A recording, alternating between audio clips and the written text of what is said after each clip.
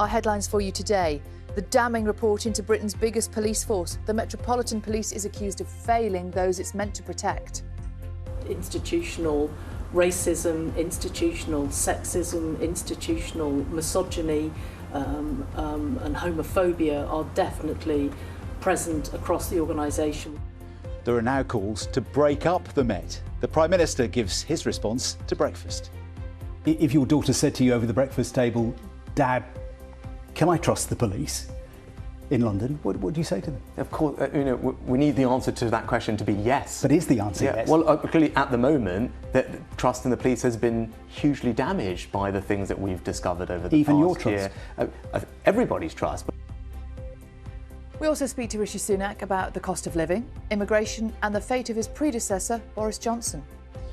In other news this morning, the health divide, why deaths from lung conditions like asthma are 3 times higher in some parts of the country than in others. A little less of every little helps. Good morning. Tesco becomes the latest retailer to reduce the bonuses of its reward scheme. Supermarkets are making savings too. What does it mean for you? Take a look at this morning's newspapers, shall we? We're starting with the Mail today. Broken and rotten is the Daily Mail's headline, which, like many of the front pages, focuses on Baroness Casey's damning report into the Metropolitan Police. The paper says the force cannot be trusted to police itself and that it must reform or be overhauled. Such a stark front page, that, isn't it? The Daily Telegraph reporting that the public had been let down by the Met, which no longer, it says, has a functioning neighbourhood policing service.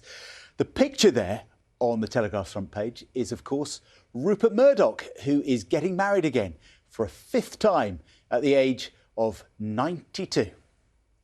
The Eye dedicates most of its front page to Boris Johnson. The paper says he's preparing to plot his comeback, if he's cleared by the parliamentary inquiry, into Partygate. We're going to get more from Mr Johnson today by the sounds of it. And here's The Sun. Britain's gone to pot is their headline. The paper says half of UK roads are crumbling and the repair backlog is at an all-time high. Potholes in the shape of Great Britain. Too many of them. For Tuesday's papers, dominated by one story. Look at this. Misogynists, homophobes and racists is how the Metro sums up the findings of that damning report into the behaviour and culture of the Metropolitan Police. The Daily Mail also leads on the story, their headline, Broken and Rotten. The Guardian calls it a damning verdict. Rotten Met has lost public faith, is what the Times has to say.